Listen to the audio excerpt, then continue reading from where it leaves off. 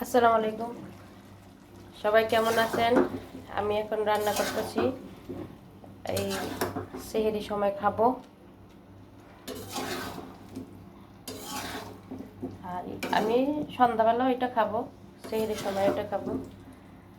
সন্ধ্যার তরকারি আছে, তবুও আমি এখন টাটকা রান্না করে আমার ইচ্ছা করছিল। অনেক দিন ডাঁটা, টমেটো, আলু দিয়ে রান্না করে খাই না, তাই আমি আজকে এটা খাবো। মুরগির মাংস প্রতিদিন বা মজা লাগে না, সব জিনিসটার লিমিট আছে, লিমিট অতিক্রম করে ভালো না। দিয়ে দিচ্ছি, এই যে দেখুন লাল শাক ভাজি করেছি সুন্দর করে, একদম লাল লাল। আর একটা জিনিস আছে দেখাই সন্ধ্যার খাওয়ার জন্য। এই যে গতকাল মুরগির মাংস রান্না করছি, সামিউল ইসলাম মুরগির রান খেতে পছন্দ করে। আর এখানে 3 পিস মাংস রেখেছি, যে যেটা খায়। ঠিক আছে, আমি তো ডাটা দিয়ে রুই মাছ রান্না করব, সেটা খাবো। এটাই আমার, এটা রেখে দেই, সামিউল ইসলাম খাবে।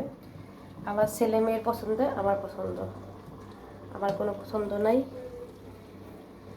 ভালোবাসা আমার ছেলে মেয়ের প্রতি অতই বেশি উঠায় ফেলাইলাম, কারণ ওদেরকে ভালোবাসার কেউ নাই, আমি আর ওর বাবা ছাড়া।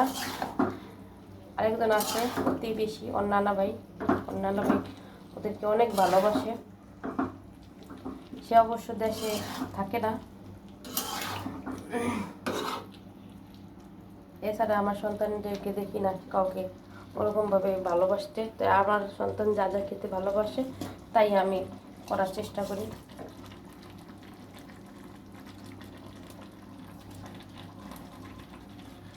মাছটা দিয়ে কেন, মাছটা হলো একটু এটার সাথে একটু কষাবো।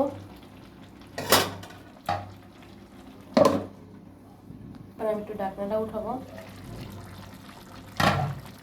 একটু লেবু মাছের উপর চিপড়ে দেব। কেন জানেন, এটা প্রায় 15 দিনের আগের ফ্রিজে রেখেছিলাম মাছ।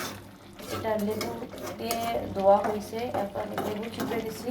মাছটা টাটকা টাটকা লাগবে খেতে, কোনো এখানে বাসি বাসি গন্ধ লাগবে না, খুব দারুণ লাগবে খেতে।